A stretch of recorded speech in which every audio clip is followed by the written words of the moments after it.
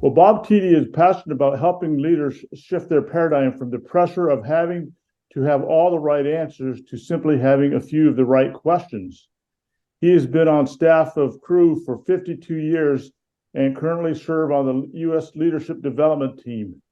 His blog, leadingwithquestions.com, is followed by leaders in over 190 countries.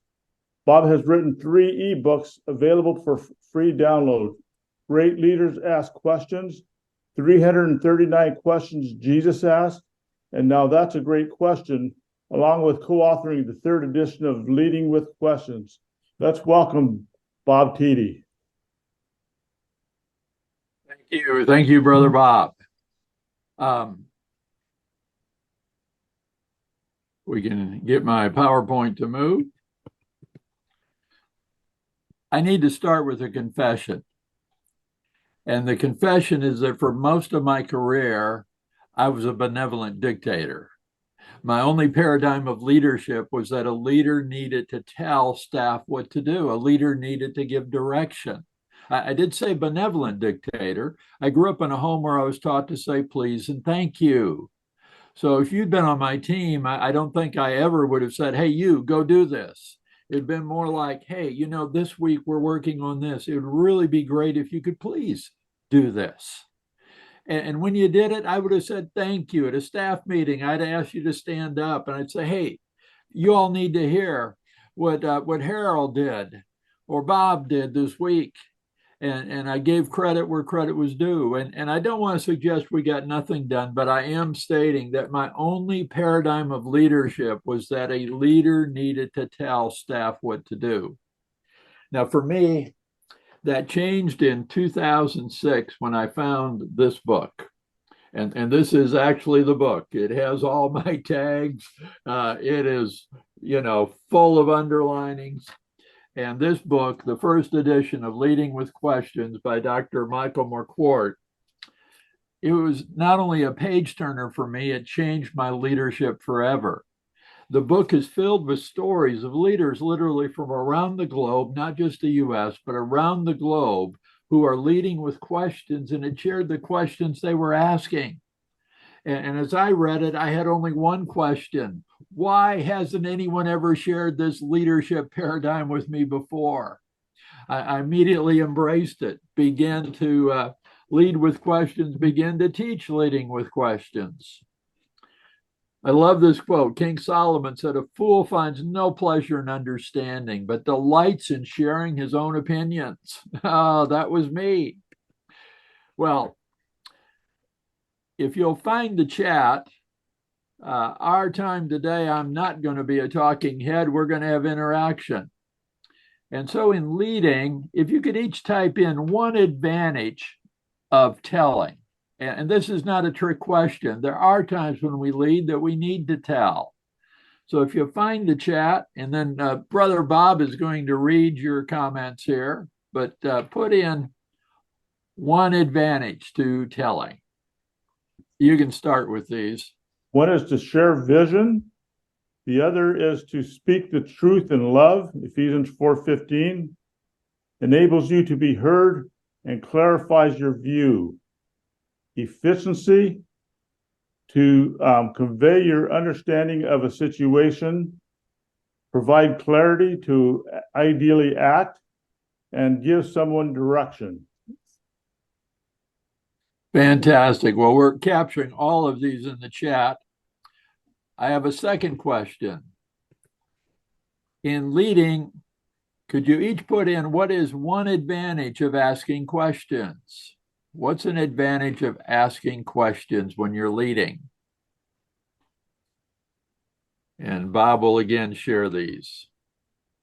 To get to know your people, people can get to know you, allows you to go beyond your own understanding, surface details or truths that you don't see or know.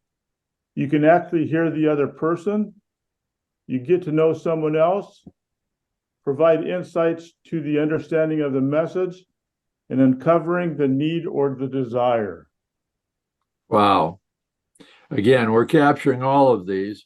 Now, I have another question. I don't have a slide for this, but You could type in A or B on this one. Which is better when you're leading, A, telling, or B, asking?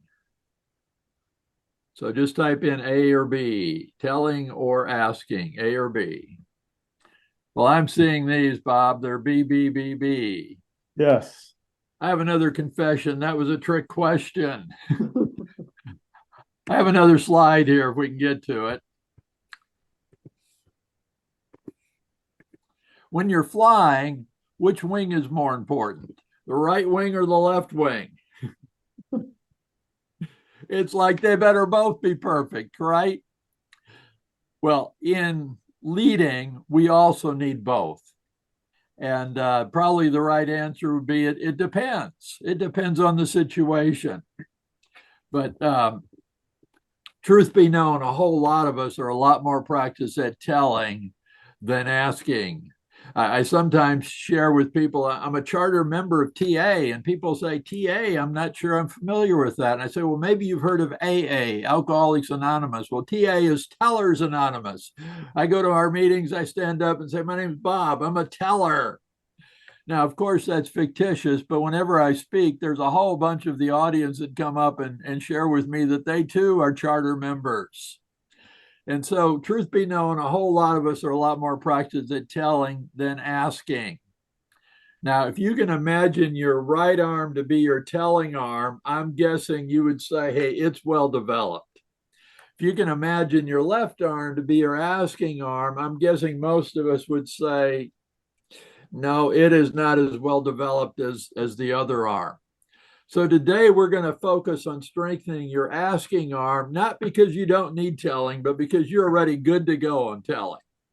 So we'll work on strengthening the asking arm.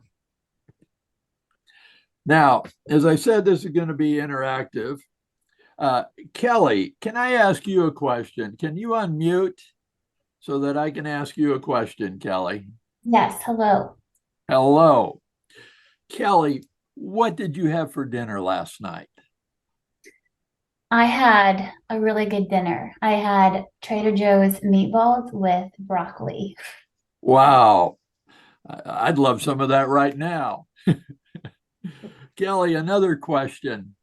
Have you learned the art of looking like you're paying attention when somebody is talking on and on and on, when in fact your mind may actually be thinking about something 1,000 miles away? I think so. Kelly, I think all of us have developed that art. Now, let's just say, I don't think this was probably true of you, but let's just say your mind had been 1,000 miles away. Where did your full attention come to the moment I said, Kelly, can I ask you a question? To the screen. Yeah.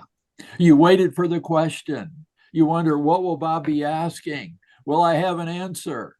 And then you heard the question.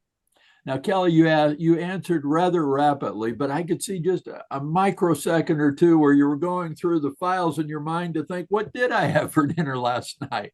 Oh, yes, Trader Joe meatballs and broccoli.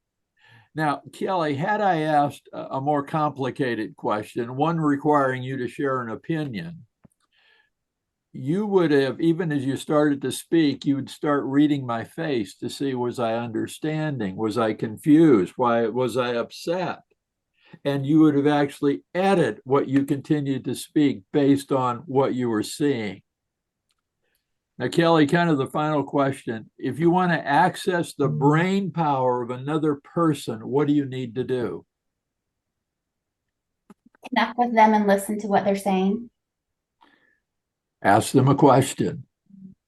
And from the time of them hearing the question until they've completed their answer, 100% of the computing power of their brain was at your access. Now, one of my friends says that when we're speaking, he said we ought to imagine that there's a traffic light. And he said, when we're speaking, when we start, the light is green. But he says it only stays green for about 3 minutes. If we talk longer than 3 minutes, you ought to imagine it's starting to blink yellow, and some of your audience are now moving 1,000 miles away, even though they look like they're paying attention. And he said, when you get to 6 or 7 minutes, you ought to imagine they've all left you. It's red. They look like they're there, but they're all thinking about something else. Kelly, how do you think you can get them back? To break up their, like, ask them another question to get them. Yes. Ask another question. Kelly, thank you so much. You're welcome. I'm taking notes, by the way. That's why I was looking down. That's fine. And by the way, you are going to get a copy of the presentation. So if I go too fast on something, you will receive it. A leader who leads with questions is 10 times more effective than a leader who leads by telling. I wonder how that's possible. Ryan, can I ask you a couple of questions? Absolutely. Ryan, you see this picture? This is your team. And as you see, everyone's got an oar. You're the leader of this team. And you want to get that canoe, it's a big canoe, across the lake as quick as possible. Now, I know this is a silly question, but I'm going somewhere. Ryan, how many of them would you like to have row with you? All of them. Yeah, I told you it's a silly question. But Ryan, look at this next picture. It's your team. Same people that were in the canoe. But now they're around your conference table. And as you can see, there's an opportunity on the table. Now, Ryan, listen to this question carefully. If you're a leader like I used to be, and you think your job is to figure out how to take advantage of the opportunity, and then you will tell them what to do, and their job will be to do it. How many mental oars are then in the water trying to figure out how to take advantage of this opportunity? One at a time. Only you. If you were like me, only you, because you're thinking it's your job to figure out how to take advantage and then their job to do what you tell them. But Ryan, let's just imagine you're not like I used to be. You're a leader who leads with questions. And so you say, hey, gang, here's this opportunity. And you explain it. And then you lean forward and you kind of look around the table and say, what do you all think we might do to take advantage of this opportunity? Now, how many mental oars might be in the water? All of them. All of them. Now, Ryan, again, this is your team. What is the probability that you might hear some ideas better than anything you were thinking? Probably pretty high. Yeah, just the probability, not a guarantee, but pretty high. And so you're hearing all those ideas. And across the table sits Sally. And Sally shares an idea, and you think, wow, that is incredible. And so you look at Sally, you say, Sally, I love your idea. In fact, Sally, would you be willing to lead our team in executing on your idea? Ryan, how hard will Sally work? A lot harder. Whose idea is she executing? Hers. Yeah. Ownership. Yeah. And well, Ryan, that's just some of the reasons that a leader who leads with questions is more effective. They're hearing more ideas, and they're actually empowering the team and creating ownership. In other words, the idea executed becomes something the team came up with, not just the leader. And then they go for it. Well, Ryan, thank you so much for interacting with me on this. Who here would like to learn to lead with questions in 30 seconds? Put your hand in the air if you'd like to learn to lead with questions in 30 seconds. Let's see here. Kevin, can we see if this is actually possible? Can you say that again? I'm sorry.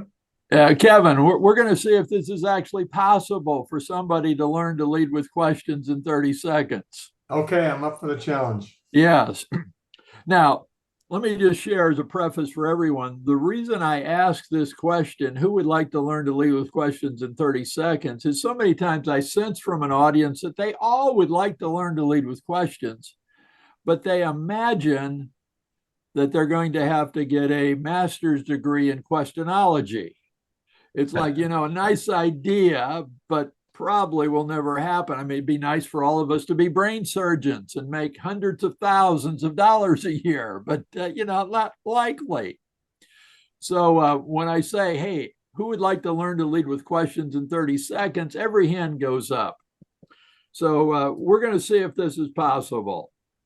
Now, I have a second hand on my watch, so I'll be the timekeeper, but here's what we're going to do. I'm going to share my 4 favorite questions. The clock is going to start when I share my first favorite question. And then I'm going to ask if you have them memorized. And if you say yes, I'm going to then say, Daryl, please share them with all of us. And upon you sharing the 4th question successfully, the clock will end. Now, Daryl, I picked you because I think you have a photographic memory. I think you're only going to have to hear these one time. You'll have them instantly memorized. Kevin, I'm sorry. Kevin, are you ready? Yes, I am ready. Okay, here we go. My first favorite question is, what do you think? Second, what else? Third, what else? Fourth, what else? Kevin, do you have them memorized? Yeah, I have those memorized. Share them with us. Sure. What do you think? What else? What else? Let me see if I can remember the last one. Oh, yeah. What else? All right, Kevin, I'm going to have to change the slide to 20 seconds. Now, some of you are looking a little skeptical, like, Bob, you can't ask somebody, what do you think? What else? What else? What else? And I said, well, of course, not in that rapid fashion, but imagine a conversation. And first of all, you're going to add a topic on the question, what do you think? It's going to, hey, what do you think we ought to do about? There'll be some topic. What do you think we ought to do to take advantage of this opportunity? What do you think we ought to do about this problem? What do you think might be the solution? It's going to be a topic. And when you ask, people are going to give you an answer. And when they pause, instead of just moving on, you're going to say, wow, that's really good. What else? And guess what? They'll give you more. You see, all of us, when we're asked, hey, what do you think? And again, this isn't like calculated, it's instinctive, but we roll out kind of a safe answer to see how they treat it. So, Kevin, if I asked you, hey, what do you think about something? You gave me that first answer, and I said, well, Kevin, that's stupid. Everyone knows that. Well, you'd be sorry you answered. And next time I ask, I'll get nothing. But when I say, wow, Kevin, that's good. What else? Well, you relax, think, wow, Bob appreciates what I'm sharing. Okay, this is safe, and you'll tell me more. And when you pause again, instead of just moving on, I'll usually say, hey, Kevin, let me grab a pen. I've got to take notes. This is so good. Please, what else? And you'll give me more. What I've discovered is that I'll actually get to the person's gold nugget with the 3rd or 4th question. And, we've all heard the story, the proverbial story of the old gold miner who mined for gold, looking for the gold vein his whole life, never found it, finally quit. Later, someone comes along and discovered the old miner was within 6 inches of the gold vein. Well, if you only ask people, what do you think? And when they give you that first answer, you then move on, you're kind of like that old gold miner. You got close, but you got to dig a little deeper with the what else's to actually get to their gold nugget.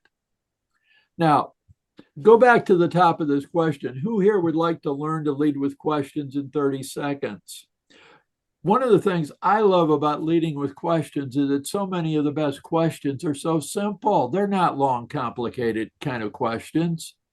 And if you've been a leader who only tells people what to do, just with these 4 questions in your next meeting with a staff member one-on-one or with all your staff around the table, whatever the topic is, by just asking, hey, what do you think we might do? And then listening, and then saying, and wow, that's good. What else? And what else? And what else? You will have moved from being a leader who only tells to a leader who leads with questions that fast just with these 4 questions. Now, there's some more questions, but the beautiful part is you could move with just these 4 questions. I love this quote from Henry David Thoreau. The greatest compliment that was ever paid me was when one asked me what I thought and attended to my answer. I don't have a slide for this next thought, but how have you felt whenever you've had a leader, someone you reported to, ask you, hey, what do you think we should do? Without them saying it, I bet you felt valued. You felt like, wow, my boss thinks I actually have a brain. Well, if that's how you felt when somebody you reported to asked you, how will your staff, your friends, your colleagues feel when you ask them, hey, what do you think we might do here? Obviously the same. Without you saying it, saying, I value you, they will feel valued. Well, now I'd like to share my second most favorite question. And I use this question so many times when I'm asked a question before I answer. And the question is, can you please tell me more? Now, the reason I ask this when I'm asked a question, I don't know if you all may not be like me, but there've been so many times I'm asked a question and I immediately give an answer, only to discover that my answer isn't actually the answer to the question they were really asking. Now, most people are so polite, they don't actually say, well, Bob, you missed my question completely. They say, oh, thank you. And then they ask another question and you realize they've just reworded the first question. Now, I must say my wife's not one of those polite people. She'll ask a question, I'll start answering, and she'll say, there you go again. You haven't even understood my question, and you're trying to tell me what to do. So even with my wife, I'm learning to ask, can you please tell me more? Now I'm going to share a funny little story that illustrates the value of asking this question when you're asked a question.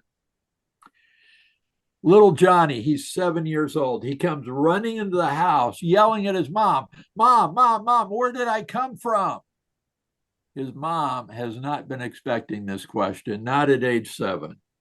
But collecting her thoughts just a bit, she invites Johnny into the living room where she shares all about the birds and the bees. Little Johnny's eyes are wide as saucers as he takes in every word. And when she's done, she says, so now, Johnny, do you understand where you came from? And Johnny shouts out, no, Joey said he came from California and asked me where I came from. At that point, do you think Johnny's mother had wished that when he came running in the house yelling, Mom, Mom, Mom, where did I come from? She would have said, Johnny, can you tell me more? He would have immediately said, Joey said he came from California and asked me where I came from. And she could have said, boy, you're born right here in Texas. You go tell that Joey you're from Texas. And Johnny would have ran back out of the house shouting at Joey, I'm from Texas. And Johnny's mom could have saved the birds and the bees story for when perhaps that might be the question in a few years. Well, a silly little story, but how many times have you answered what you thought was the question only to discover you'd missed it? Well, if you'll just ask, can you please tell me more? I've never had anyone say, nope, I won't. They willingly tell you more. And that gives you more time to understand the question, to choose, do I want to answer, or sometimes do I want to be in coaching mode to help them discover the answer themselves by asking them another question? I'm moving on. What was the first question God asked? Anyone? Just unmute yourself if you know the first question God asked.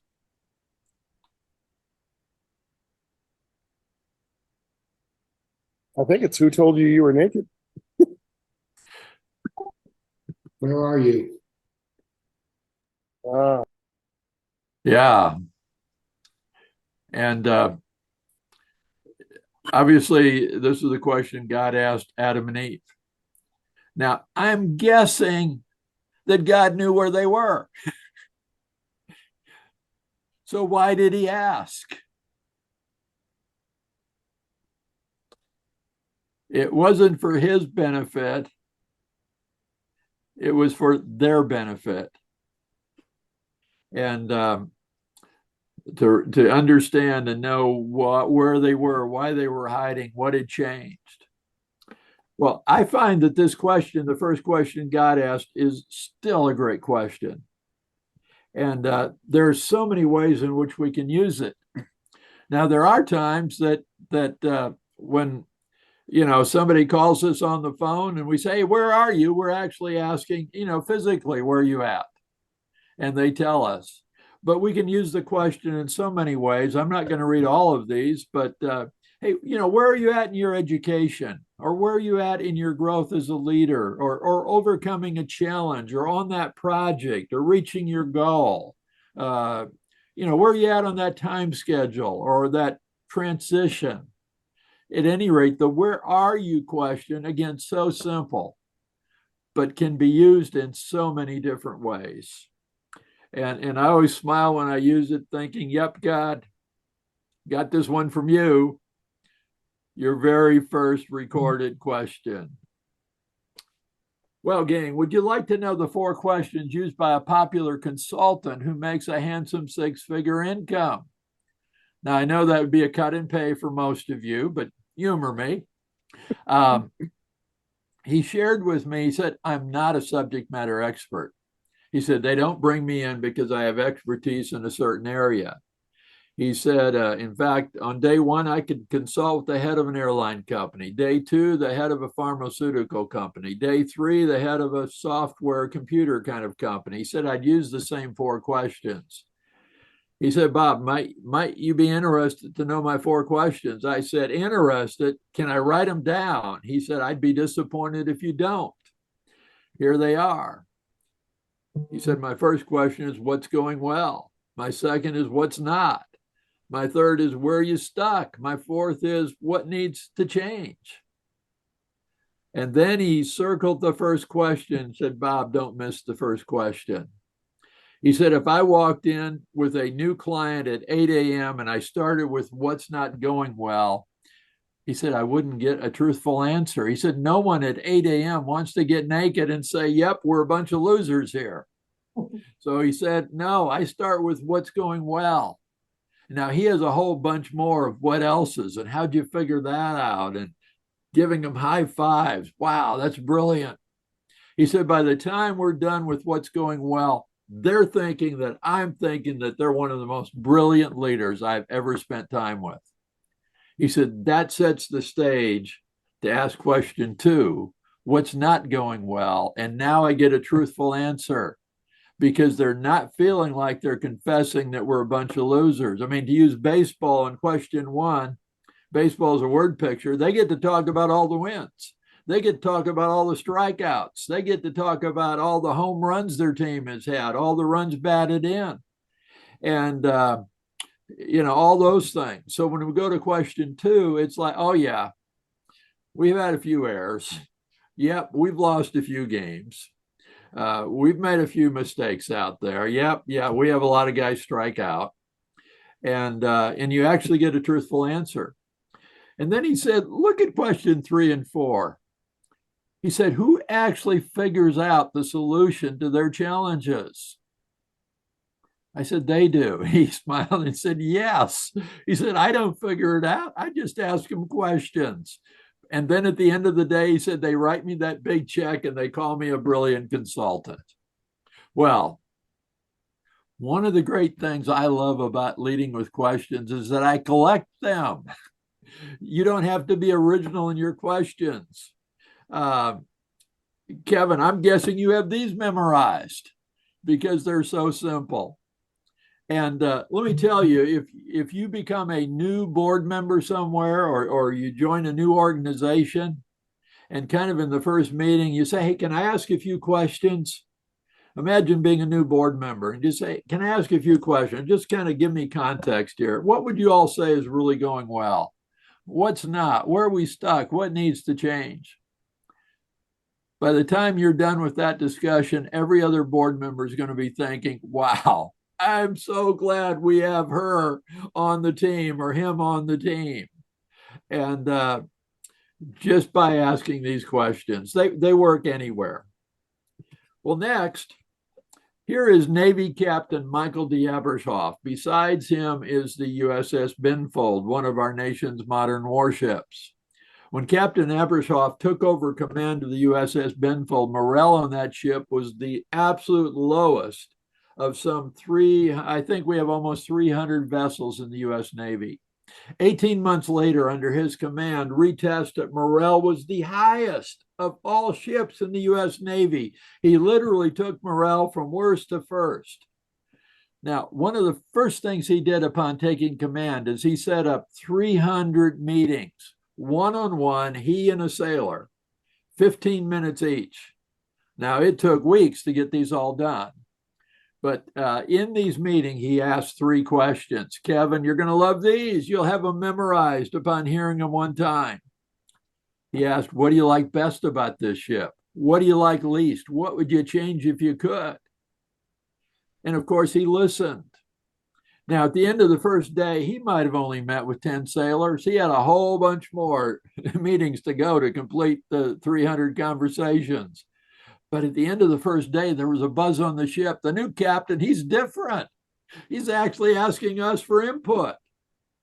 Now, as Captain Abersoff heard the answers, he did not promise to make every change that was suggested.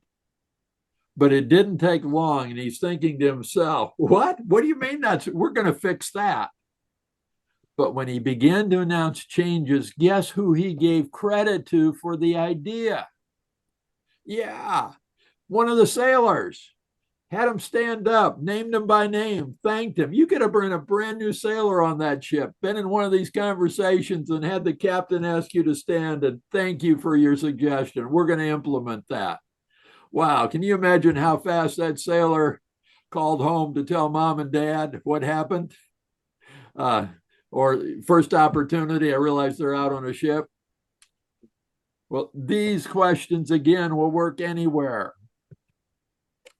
Who is the greatest communicator in all of history?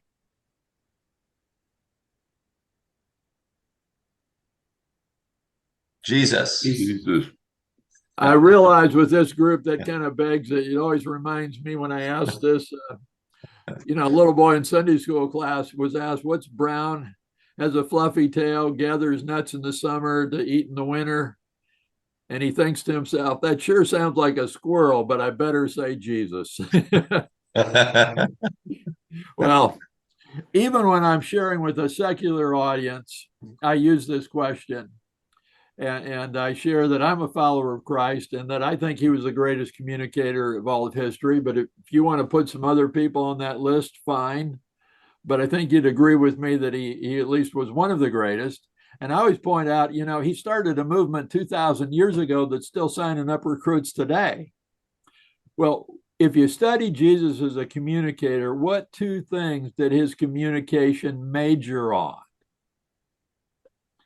Anyone want to guess?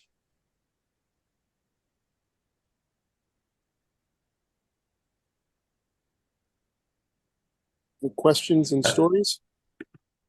Yeah. You got it. Yep. Stories and questions. And in fact, one of my books, 339 Questions Jesus Asked, please notice it says compiled by Bob. It was authored by Matthew, Mark, Luke, and John, who recorded the questions Jesus asked. But when you add up all the questions in Matthew, Mark, Luke, and John in the NIV translation, you come up with 339. Now, one day, I had a deep thought. I know that will amaze you. But, we all know that we celebrate Christmas, Jesus coming to earth, being born as a baby. But we also know the scriptures teach that Jesus has existed forever. The scriptures also teach that Jesus was involved in creation. And so here was this deep thought one day. Wait a minute. Wouldn't we imagine that the person who can write a very complicated computer program with all the code might be the person who would know best how to leverage and make full use of that program? I mean, you and I might use it, but we might only be using 10, 15% of the capability. And if we sat with the programmer, they'd say, hey, don't you know about this and this and this? Well, the thought was, wait a minute, Jesus created us, he designed us. Might he be taking advantage of how he wired us and how he communicates? And I thought, isn't it interesting? You know, stories are sticky. We hear a great story without writing it down, without saying, oh, I've got to write this down and memorize it. No, we hear a great story and we just remember it. Do you think Jesus knew that when he shared the story of the Good Samaritan, people would be leaving remembering the story? Well, of course. And then in asking questions, obviously, this thought occurred to me. Obviously, Jesus wanted to see people changed.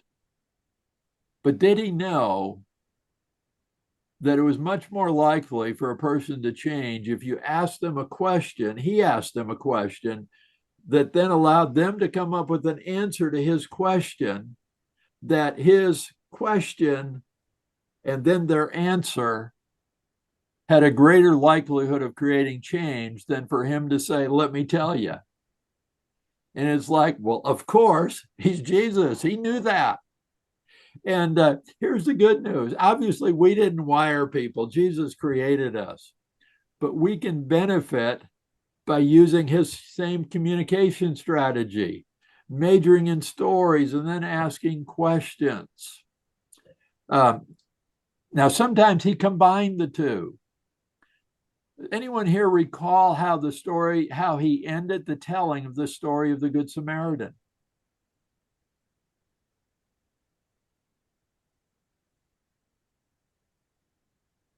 Was that when one asked about who was my neighbor? He's speaking with Pharisees who, I don't know, maybe kind of ignore people if they're not part of their group, etc. I don't Yeah. recall, but Well, you're close. He said then, who was the neighbor? Now, we could think, okay, that's not a very difficult question. I would have gotten that one right because he just told the story about all the things this Samaritan did. But actually, in the setting, it was a very difficult question. Let me ask you all this question. How many of you grew up in homes where your parents and grandparents hated Samaritans? None of us. In fact, if there was an athletic team called the Good Samaritans, we'd be for them. But Jesus was telling this story in a setting where all those Jewish people listening had grown up in homes where their parents and grandparents hated Samaritans. And he tells a story where the hero of the story is the Samaritan, a member of this hated race. Now, the question's not difficult in terms of the answer, but it was really difficult. And what's interesting is the way in which that Jewish man then answered. He didn't actually say the Samaritan. He said the one who showed mercy. Now, as I read the scriptures, there's a lot of times I say, I wish Paul Harvey was around to tell us the rest of the story. You know, we hear no more, but I'd love to know what happened to that man in the days and weeks, months to come. Did he become a Christ follower? In that interaction, hearing that story, but being asked that question. We'll have to wait for heaven for the rest of it. But just an example of Jesus sharing a great story, asking a powerful question. Well, my friend Cheryl Batchelder, who was the CEO of Popeye's Chicken, and when she took over Popeye's Chicken, shares of Popeyes were trading at $10 a share. Before she left, shares were trading at $60 a share. And Cheryl has written a book called Dare to Serve. For my money, it's the best book on servant leadership I've ever read. Because in that book, she shares how she used servant leadership to turn Popeyes around. Well, in that book, she asked this question. How well do you know your staff? Do you know the 3 or 4 events of their lives that have most shaped who they are today? Now, every time I read or hear a great question, I not only write it down, I'm looking for who can I ask? And I had just read this question, and 15 minutes later, I was on a Zoom call with one of my colleagues in Canada. He's the Associate Leadership Development Director for Crew in Canada. His name is Neil. I've known Neil since 2007. And I thought I knew Neil's whole story, but we get on our coaching call, and before we start, I said, Neil, I've just read this great question. I'd love to ask it of you. Neil said, Bob, you know I love great questions. What's the question? I said, Neil, what would you say are the 3 to 4 events of your lives that have most shaped who you are today? Now, I didn't expect I'd learn anything new. I just thought of all the things I know about my friend Neil. It'd be interesting which ones he lists as the top 3 or 4. Turns out I was wrong. Neil said, well, Bob, have I ever shared with you the story that my birth father died when I was 9 months old? I said, no, Neil, you've never shared that. Neil said, well, you know, Bob, my mom later remarried, and the man who's really my stepfather is the man who in my heart is my dad, because he's the only dad I've ever known. But he said the story has been shared with me so many times that in the final weeks of my birth father's life, he knew he was dying. He was in a big bed at home, and every day he would ask to hold me. And as he held me, he would pray over me, asking that God, his heavenly Father, would become a father to this little boy, his son, that he knew he would not live to raise. And as Neil shared that, Neil began to have tears go down his cheeks. Neil's tears caused me to have tears. And, you know, my question, Neil's answer, I don't know, 3, 4 minutes, not long. And a relationship that was already good went to a whole new level. Well, this has become one of my favorite questions to ask people. And let me just say, the very first time I asked it, Neil's response was the most emotional response I've ever received. But every single time I asked, the answer is fascinating. And right now, we actually want to give you this experience. Bob is going to put you in a Zoom room with one other person. Please accept the invite. And you're going to have 8 minutes total, 4 minutes each to answer the question, what would you say are the 3 to 4 events that have most shaped who you are today? Now, in 4 minutes, you're only really going to have time to name the events. You won't really have time to tell the whole story. But we give you permission later to say, oh, we got to get back together. I got to hear that whole story. But at this point, Bob, send us all to Zoom rooms. And again, we will broadcast when you need to switch and when you need to come back. Another question for you, you can just raise your hand. How many of you would say by the raising of your hand that you now know more about the person you just had the 4-minute, 8-minute conversation with than some friends that you've known for 20 years? You know, those friends you've known for 20 years, how could you find out what are the 3 to 4 events that have most shaped their lives? Yeah, of course. Just ask. Just ask. Well, I think we're ready to proceed. Welcome back. I need you all to be silent, but to make sure your camera's on so I can see you. And here's my question. How many of you are aware of the hidden symbol in the FedEx logo? Raise your hand if you're aware. If you're not aware of the hidden symbol, don't raise your hand.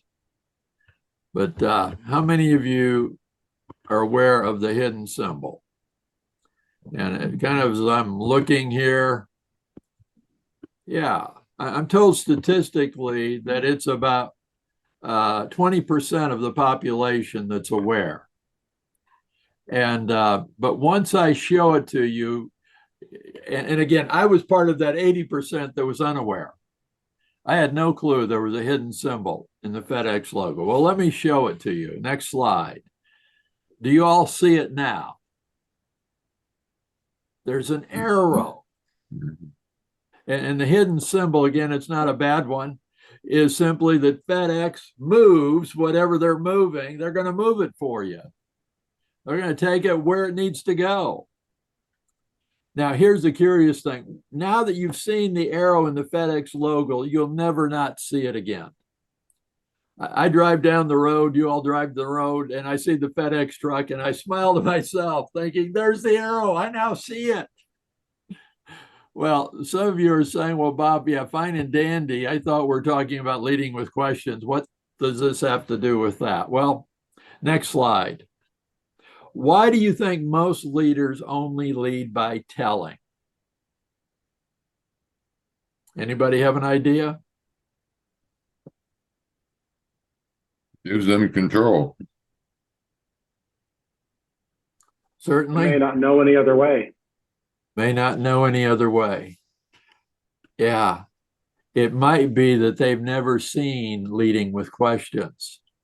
Just like, 80% here, you'd never seen the arrow.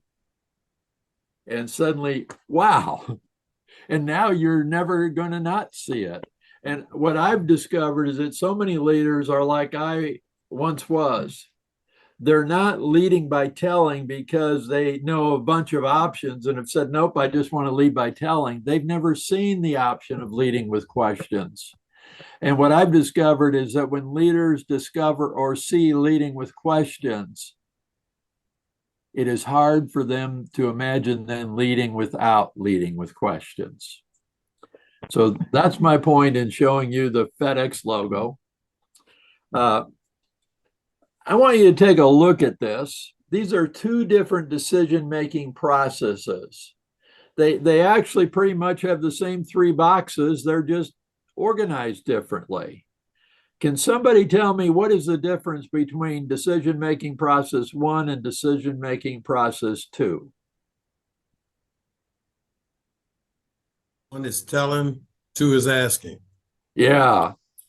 Now, I wish I could say I know nothing about decision-making process 1, but no, that was my process. Now, leader calls the staff together, you tell them, hey, I've made a decision, here it is, and then you ask staff if they have any questions. Now, as a leader, you think they're going to ask questions about how to implement what you're just telling them to do. But usually what happens is they begin to ask questions about why did you make this decision? And they start sharing things and you realize, they're sharing things I hadn't thought of. But you're on the spot.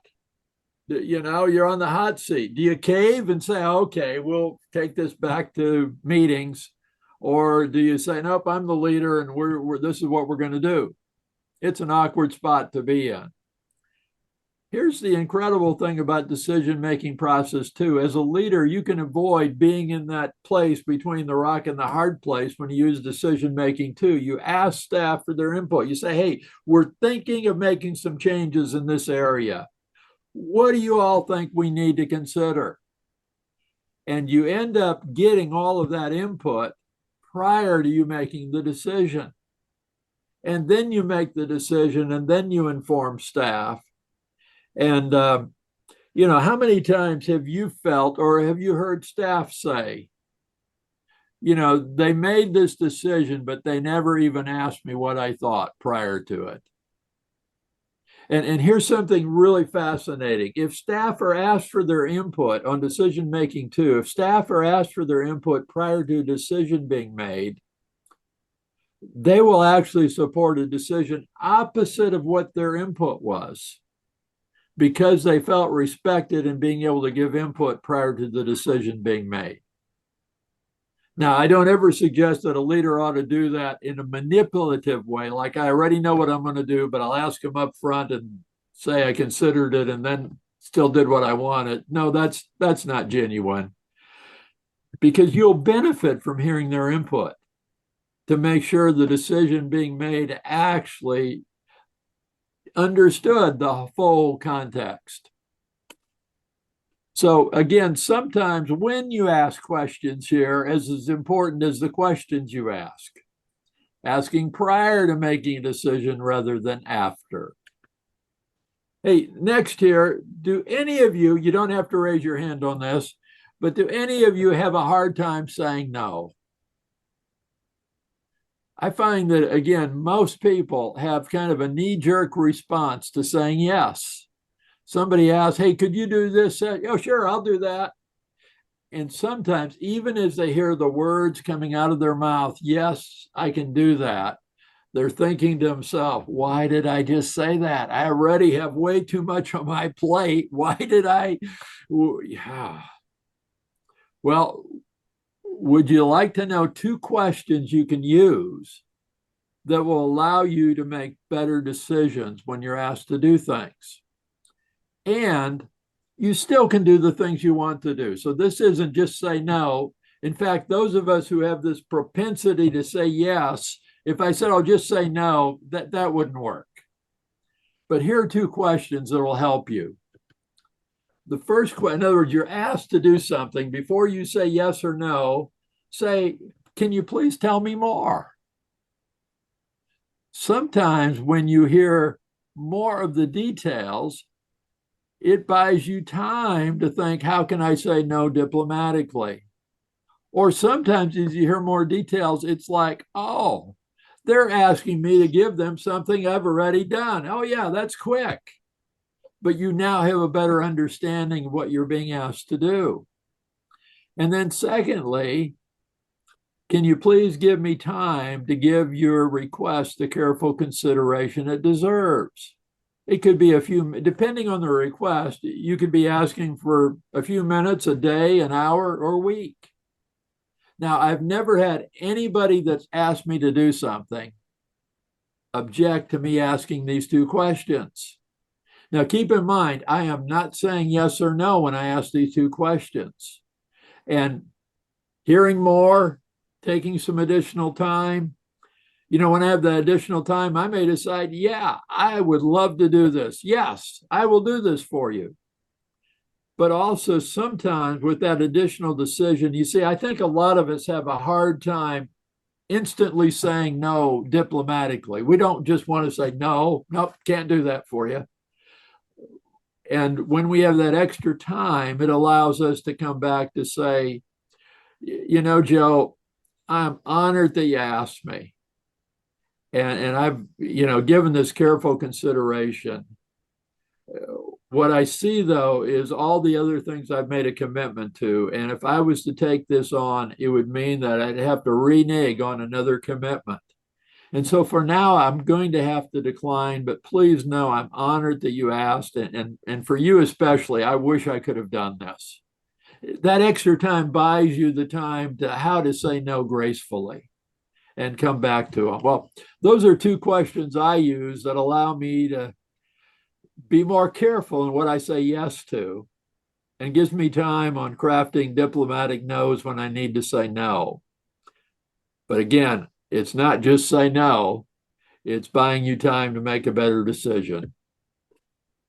Statements can be turned into questions, can't they? A bad leader will tell people what to do. A good leader will ask questions and let his or her people figure out the answers. A great leader asks questions that focus on the intelligence of their team on the right problems. Now, here's just a couple examples of ask, don't tell. Statement, what do you need to do this week? Question, what are your priorities for this week? I'm sorry, statement is, this is what you need to do for this week. The question is, what are your priorities for the week? A statement, in order to solve this problem, this is what you need to do.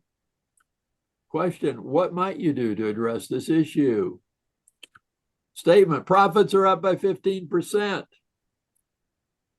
The question that would be better is, what contributed to our profits being up to 15%, up 15%? How might we build on this? Kind of the whole theme of this is, how can you turn a statement into a question where you may actually learn something that would be beneficiary? And inviting your staff member to contribute, again, valuing their input. Well, how can you more effectively coach others? Now, I know many of you have been trained in coaching, and so I'm just going to touch on a couple simple things here. And if you'd say, yeah, I've never gone through coaching training, I don't really know how I would coach another person, I'm going to give you a couple things that really make coaching simple. On this next slide, in its simplest form, the coaching process is asking somebody, where do you want to go? You know, like on a map, you're identifying there. The second question is, well, where are you at now? Here. So, you know, whatever the thing is they're wanting to do, and you'll ask a few more questions, say more about that. And you may feedback, okay, here's what I'm understanding. This is your destination. Do I have it right? And if they say, not quite, well, tell me more until you can feedback. So it's very clear. Here is where they want to go. And really what you're looking for is how much by when, something measurable by when. And then where are you at now in relationship to that? And again, there's no wrong answer on either of these other than them not saying what the truth is. But, you know, just like when you navigate a map, you got to know where you're going, but you also have to know where am I at now?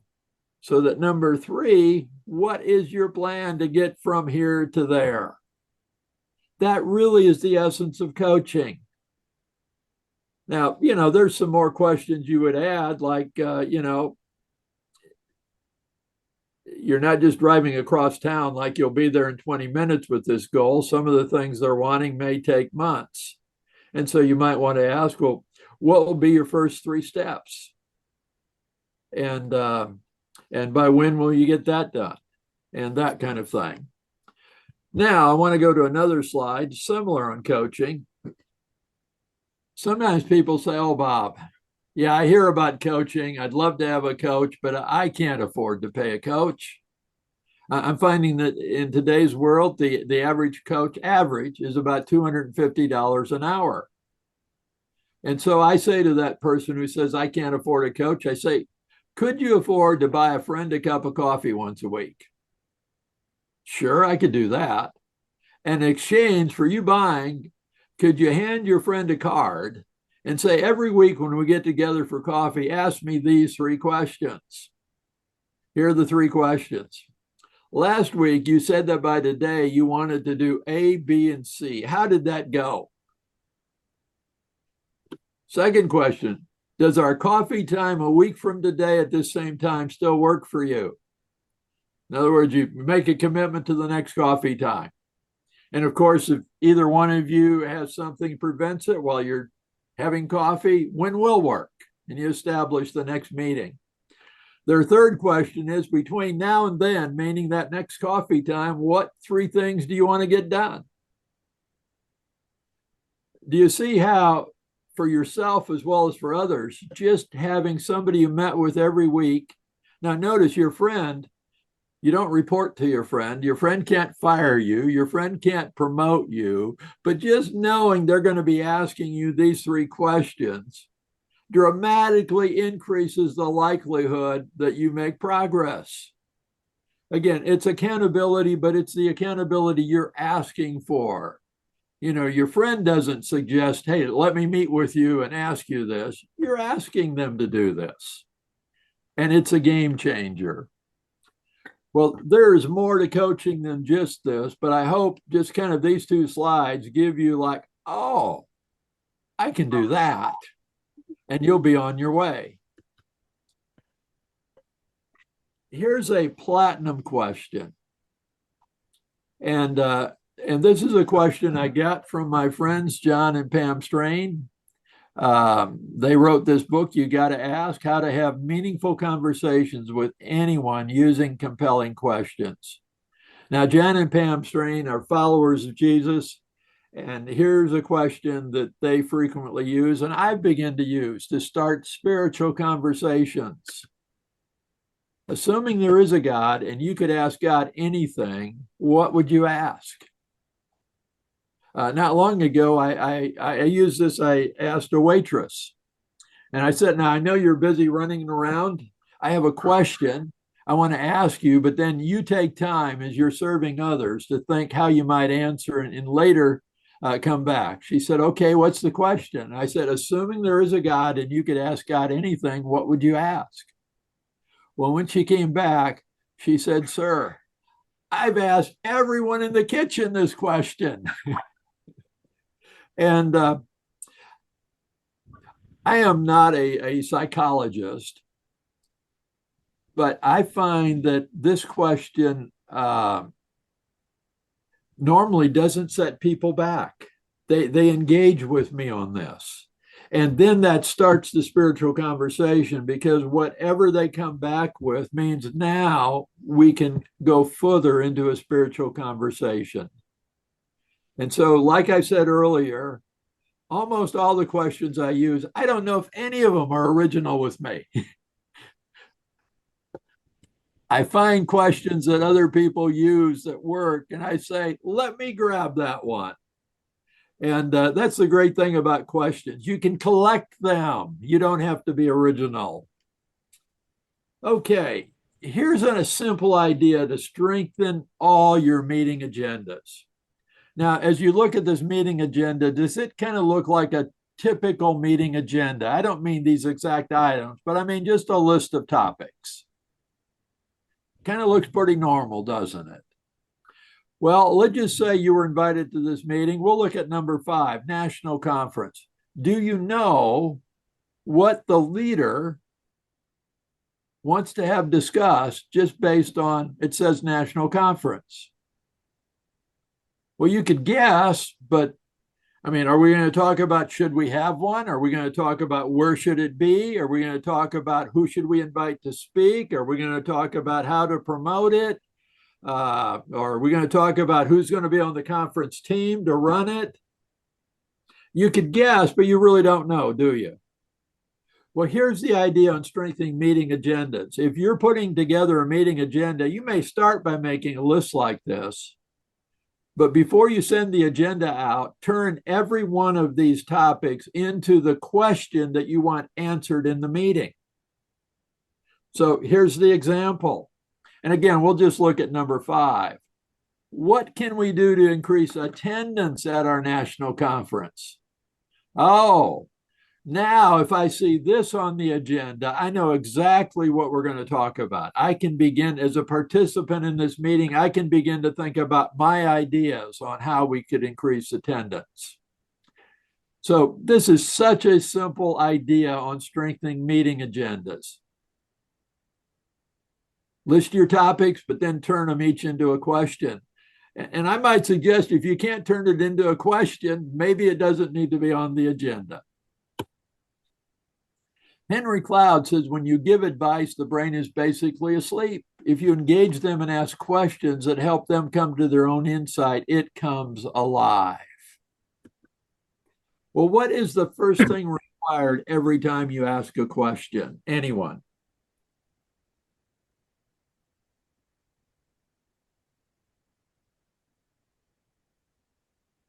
I'd say unless you're talking to yourself, someone else, right? And so if you ask the question, what do you need to do next?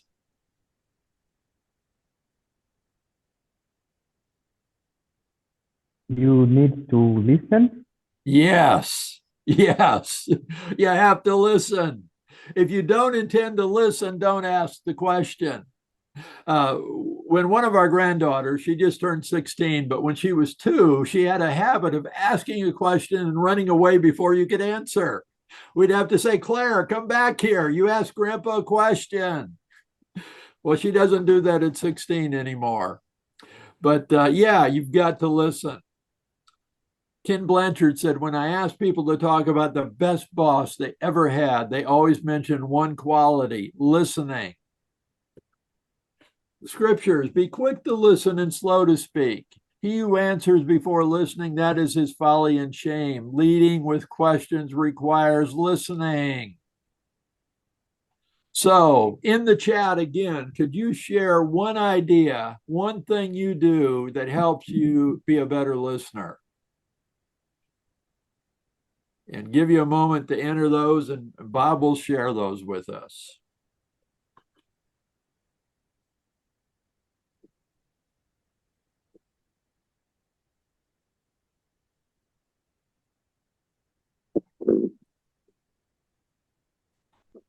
Listen to understand, not to respond. Lean in physically, being present with them and what they are saying. Zip my mouth. Shut everything out but the person I'm communicating with. Talk less, smile more. I make intentional choices to ask questions so that I have an opportunity to listen. Take notes and slow to speak. These Ask- are fantastic. Thank One more. you. Ask Go what ahead. your experience has been on that X, Y, and Z. Again, thank you all. These are great. I'm going to share some tips that I've found, but please know I am not giving you now the right answers. I'm giving you additional answers. What you all have shared is very, very wise. And so we're just adding to it. 4 tips for becoming a better listener. Now, my first tip, here's another confession of sorts. For years and years and years, when I was told that I'm not a good listener, primarily by my wife, I would kind of just grit my teeth and think I just need to try harder. Now, if you ask me another question separate from that, if you said, now, Bob, is there anything we can do apart from the power of the Holy Spirit to make a difference, an eternal difference? I'd say, well, silly question, of course not. If you said, now, Bob, is there anything you can do just by trying harder that will make an eternal difference? Again, I'd say, silly question, of course not. But here's the interesting thing. I never connected listening to needing the power of the Holy Spirit. And several years ago, a friend of mine gave me a book. I've lost it, but it was called Do You Hear Me Now? Written by a Christian couple who are counselors. And along about the 4th or 5th chapter was on the power of the Holy Spirit, where they shared the only way we can become successful at listening is to appropriate the power of the Holy Spirit in order to give someone the gift of being listened to. As I read that chapter, I laughed out loud, not at them, but at me. It's like, how could I have missed this? Well, gang, this is the best tip I have, is knowing that in order to give someone the gift of being listened to, we actually need to appropriate the power of the Holy Spirit the same way we would if we were witnessing or teaching the word. You know, those things we know. Yeah, if I'm sharing my faith, I got to make sure that I'm walking in the power of the Holy Spirit. If I'm standing up to teach God's word, I need to make sure I'm filled. I've added to the list. If I'm listening, I need to walk in the power of the Holy Spirit. Well, this is the best tip, but I got a couple more. The 8-second rule. Now, I realize my picture here gives it away, but what sport has an 8-second clock? Of course, bull riding. Now, you know, we think of 8 seconds as being like nothing. To a bull rider, 8 seconds is an eternity. And you don't have to be a fan of the sport, but if you've ever watched even for a few minutes, you realize 80% of the bull riders are knocked off in less than 8 seconds. And we're talking about professional bull riders. Now, this is not Bob Cavender and Bob Tiede getting on a bull. We're too smart to do that. Well, again, some of you are thinking, well, Bob, that's bull riding. What does that have to do with listening? Here's what research shows. This is really fascinating. The average person, when they're asked a question, only waits 2 or 3 seconds for an answer. You see, that silence seems like an eternity. That silence is so deafening that if they don't answer in 2 or 3 seconds, we either re-ask the question, answer the question ourselves, or just move on in the conversation. And the curious thing is with no self-awareness of what we've just done. And so the 8-second rule is ask your question, keep comfortable eyesight, not intense, just comfortable, and count to yourself, 1001, 1002, 1003. There are times I've gotten to 1030. The longer the silence, the better the answer. Now, of course, if I was in your home or place of business and I say, hey, which way to the men's room, you're going to answer that almost instantly. But if I said, I've got a question for you. What would you say has been one of your greatest failures that has led to one of your greatest successes? Well, if you've never been asked that question before, how helpful will it be if I interrupt you at 2 or 3 seconds? Not very helpful. But if I'll wait patiently, give you all the time you need to answer, I could well be the beneficiary of an incredible story, an incredible piece of wisdom. But you're probably going to need more than 2 or 3 seconds before you start to speak. And so the 8-second rule. Now, some of you actually are going to hate me today for the 8-second rule. You see, excuse me? Prior to this, you've been in that group who are unaware. But today you're going to ask somebody a question, and at 2 or 3 seconds, you're going to start to speak again. And then you're going to remember the 8-second rule. And you're going to say, oh, I wish Tiede had never told me that. Well, it still happens to me. But here's what I now do. And here's what to do when you find you've just violated the 8-second rule. You've asked a question, at 2 or 3 seconds, you start speaking, and you're aware, you say, oh, timeout. My bad. I just asked you a question. I didn't even give you time to answer, and I started talking again. Forgive me. Let me ask the question again. Here it is. This time, I'm going to be quiet. You take all the time you need to answer. I've never had anyone offended by that. And so that's what I do when I violate the rule. Third question, don't hijack the conversation. Dean Paul, could I ask you a question? You'd unmute and turn your camera on.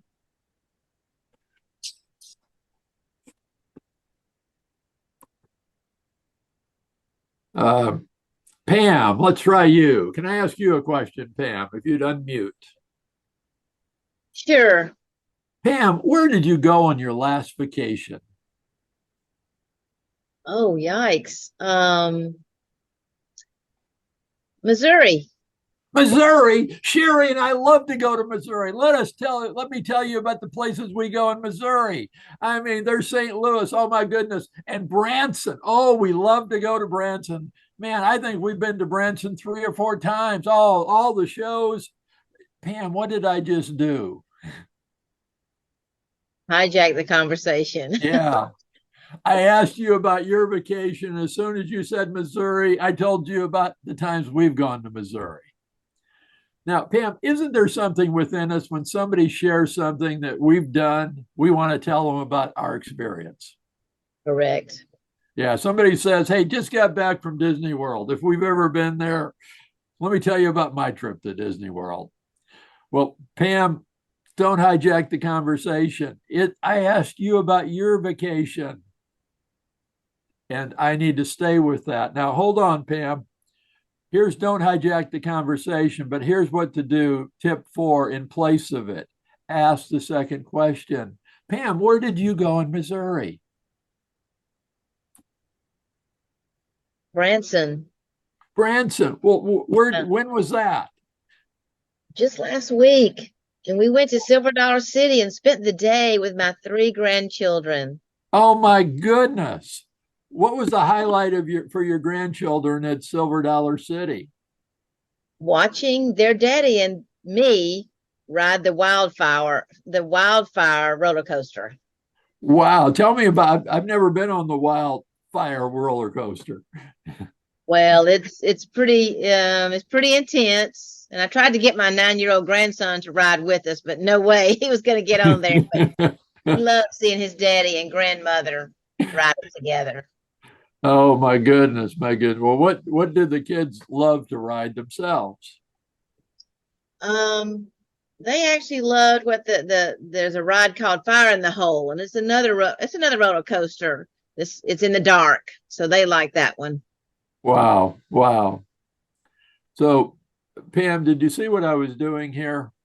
Yes, absolutely. And every answer you gave, there was something I could ask more about. That's right. And now, Pam, if you and I were just sitting for coffee, this conversation could go on for 10, 15 minutes. You telling me all about your Branson and what shows did you go to? Where'd you stay? Where'd you eat? And not an interrogation, but just showing genuine interest in wanting to hear about your vacation, that special time with your grandchildren, That's right. kind Being of thing. interested. Yes. Thank you, Bob. And so I find that when you ask the question, of course, you can say, what else? But sometimes that second question is asking about something they just shared with to go a little bit deeper. And people feel genuinely listened to. Now, let me make you aware, and Pam, I'll ask you another question. Pam, if I really, really, really wanted you to ask me about my vacation, how could I get you to do that? Oh, that's a good question. I don't know. What would you suggest, Bob? Well, Pam, I find that we frequently play ping pong with questions. You If asked that same question, right? right, if we walk in the morning and I say, "Good morning, Pam, how are you?" How are you likely to respond? I'm well, Bob. How are you? Yes. If I said, "Hey, Pam, what are your favorite places to go eat?" After you've answered that, what might you ask me? Ooh, share with me your ideas of great places to eat.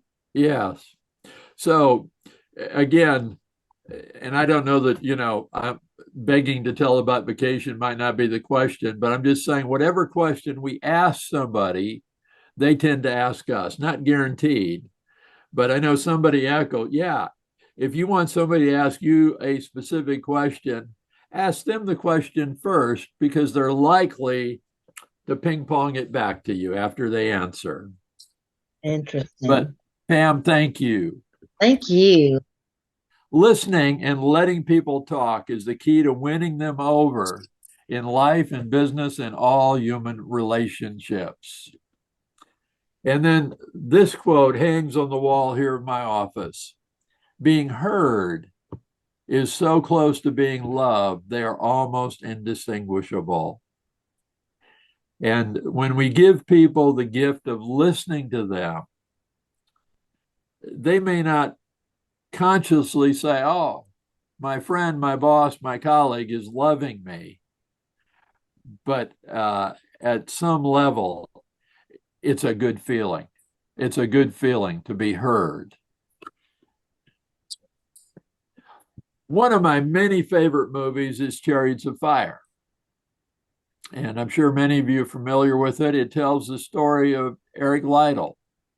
Eric Liddell, born on the mission field in China, after his education and back in Scotland, and then he was a gold medal winner in the I think 1920 Olympics in Paris, and his expertise was the 100 meters.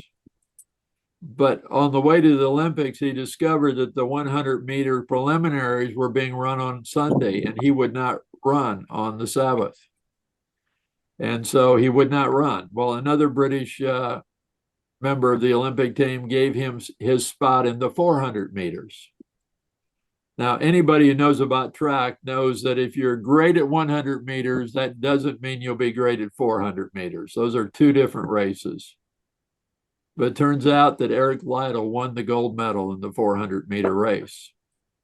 Now, in the movie, his sister Jenny, there's a scene where he and Jenny are walking on the beautiful hillside in Scotland.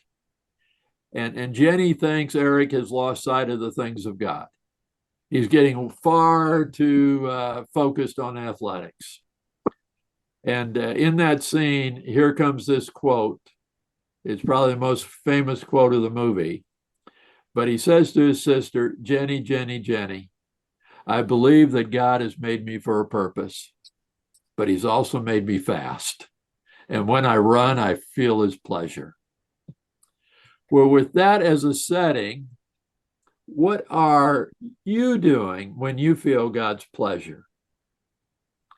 And we're again going to have a conversation exercise. You're going to be put in another room, one-on-one, and you each will have 4 minutes to share what is it you're doing when you feel God's pleasure. But next, keep this in mind. I want you to focus in that conversation on asking the second question. In other words, as they share, here's where I feel God's pleasure. Think, what have they shared that you could ask another question about? And when they share that answer, what could you ask about related to that answer? To ask the second and third question, to draw them out even more on what is it they do when they feel God's pleasure. So with that, Bob, put us in rooms, please. How many of you again would say, hey, you learned something interesting about the person you chatted with that you did not know about them before? Oh, by all means. Yeah, it's one of my favorite questions. And I call this another platinum question. I share that, we ask a lot of questions because we don't know the answer. But a platinum question is a question we ask that allows the person we ask to learn something about themselves that they may never have thought of before. And yet, it's not a gotcha kind of question. It's not a question to put somebody in a corner. It's like people sit and think, wow, yeah, huh. And they identify the answer and they say, wow, that was a great question. I've never thought about that before. That's what I call a platinum question. Well, I've written all these books, 5 of them here that you see. And what I want you to know is that they're all available as free ebooks. And if you go to leadingwithquestions.com/books, you'll have access to all 5. And also, they're available in multiple languages. Now, I'm assuming everybody on this call is fluent in English, but if any of you have a first language other than English, they're available in Spanish, Portuguese, French, Albanian, Polish, Farsi, Chinese, and pretty soon it's also going to be available in Urdu and Romanian, and always available for free. Just go to leadingwithquestions.com/books. Now, my blog is leadingwithquestions.com, and I invite you to subscribe. You can do so right now. Subscribing is free. If you go to leadingwithquestions.com, if you kind of cursor down a little bit to the bottom right, you'll see a place to enter your email address and then click on subscribe. And when you do, you'll be joining leaders from over 190 countries who are committed to increasing their leadership effectiveness. And into your inbox every Monday and Thursday will come additional Leading with Questions that you can immediately turn around to ask colleagues, clients, prospects, friends, family. Then Bob Cavender is going to send you my newest book, Leading with Questions. And this is the first published book. The previous 5 have been self-published. They're free ebooks.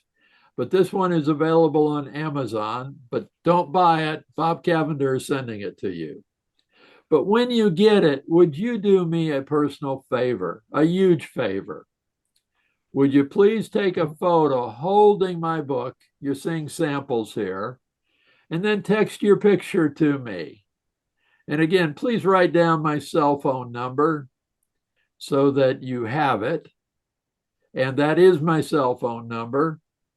But if you text me your picture holding the book, I'd be so very grateful. And please include your name when you do, so I know who it is that sent it to me. Then here's a question. Have you ever purchased a book for a friend? If you've done so, raise your hand. Have you ever purchased a book for a friend? Yeah, I think everyone. Next question. Who did your friend thank? Did they thank you, or did they figure out the address of the author and send the author a thank you? Oh, they thanked you, didn't they? That is the way it works. Well, I have a gift that you can give. And what excites me is that you're going to get the thanks. I have an email ready to go that I can put in your inbox that you can copy, paste, and send then to everyone in the shadow of your influence. It won't cost you anything. It won't cost them anything. What you're sharing with them is the opportunity for them to download for free any or all of my 5 free ebooks. And if you'd like that email, again, just right now, text me your email address. Put in my phone number there, but use texting. And just enter your email address. You won't even need to say anything. I'll know as I see these texts come flying in that you want, there they go already, that you would like me to send you that email that you can then copy, paste, and send, or copy, read it, personalize it however you want, and then send it on to your friends.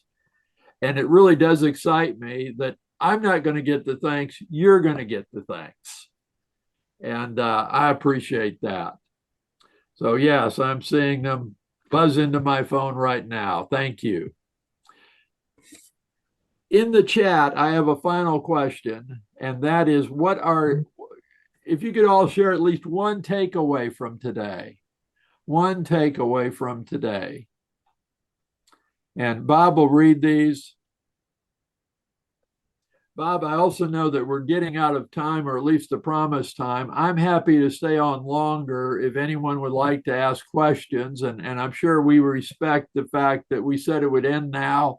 And if people have other commitments, please feel free to move on with your day. But I've been honored to be a part of this. Thank you.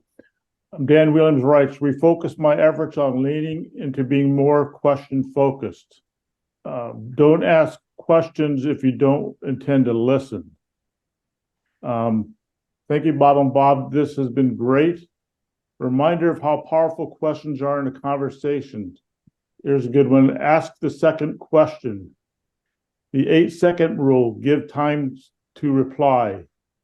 I love the question, how do you know your staff? This will take intentional moments so that sharing can happen without interruption. Decision-making process, the one with questions, very effective. Well, if you, for those of you who want to stay on for a few minutes, if you have a question for me, please feel free to unmute and say, Bob, I got a question. You will have 100% of the computing power of my brain.